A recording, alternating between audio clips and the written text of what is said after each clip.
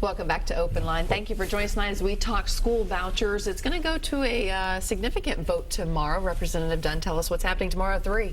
Well, tomorrow the full Finance Committee is going to meet, and Leader Fitzhugh is part of it, and I've seen him 100 times. You know what he's going to vote. I know what he's going to do. We were joking that we should just show this tape and then let people decide on it. But it will be up at 3, and you know, anytime in the legislature, nothing always goes as planned, so it's scheduled to vote at 3, but things can change, so stay tuned to Channel 5 for the latest. Hey, thank you very much. We appreciate that.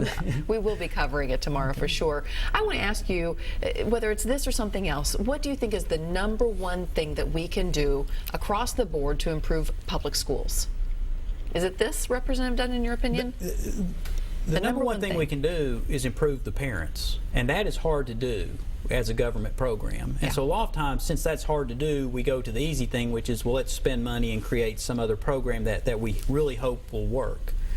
And but you know, any child, they can be poor, but if their parent values education and stands behind the teacher, it's amazing what you could do with the money. And I think even Leader Fitzhugh would agree that even if we're spending at the 47th or even dead last in spending, if the parents valued education and supported the schools and the students, we could go to the top in achievement. That's the #1 thing we have to do.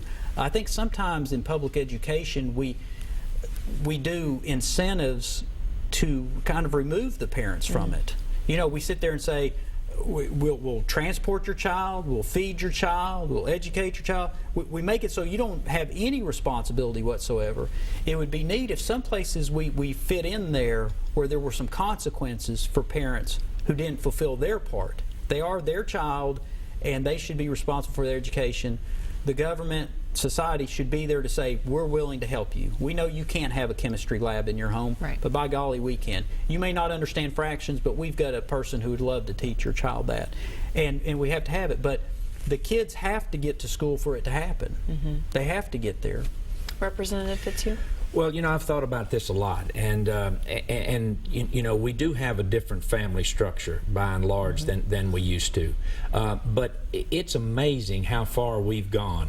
I remember when nobody gave higher education a political whiff. It wasn't even on the radar. Now it is.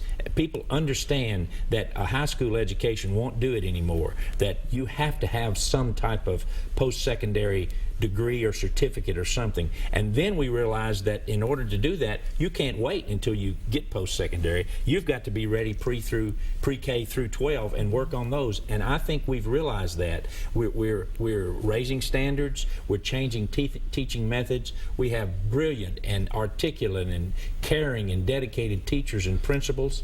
We need to pay them more. We really do. This is not just throwing money out there. This is putting money for a purpose. So I think we need to recognize that teaching is a profession, and it's one that ought to be honored, and we ought to pay enough to get dedicated teachers who can make a good living. So I agree with Bill, and I think we've come a long way, and I don't think we need to short stop. I think we need to keep pressing and continue to make education our #1 priority in Tennessee. All right, let's jump back to the callers right now. We have Ronald on the line. Ronald, thank you for being with us. Thank you for holding. What's your question or comment? My comment is to the representative from, I think he says, represents Knox County. I think he's trying to superimpose a business model onto a public school system. And to me, I think his priorities are sort of skewed in that the Constitution was not designed as a business. The Constitution was designed to govern the masses. We have public schools that are paid for by taxpayers, and all of them should be good, not just a charter school for this child or charter school for some child who lives wherever you live at. It should be all schools. Now, when it comes to college, that's a different story. If a child wants to take that route and go to college, it should be allowed to borrow money from the government to say, I want to pay it back, and this is what I'm going to contribute when that time comes along. But if you don't get these kids from K1 to 12, where they can read, write, and do arithmetic, you, representative, are actually failing this entire society. I mean, I know that parents must contribute. They have to contribute. There's no question about that. My parents were raised up in the 50s, and I went to my first public school was an all-black school. And for the first 3 years of my life, we were shamed into not being able to read, write, and to do arithmetic. But nowadays, those schools are gone. So in these neighborhoods that I think that you're referring to, you want to use a business model to sort of like solve the problem. But I think had we left those schools intact and still remain focused on educating the masses, as opposed to this little group over here or that little group in Knoxville, the people with the money, or the way you're trying to suggest, it's going to cause chaos. I don't really think you have a priority of education.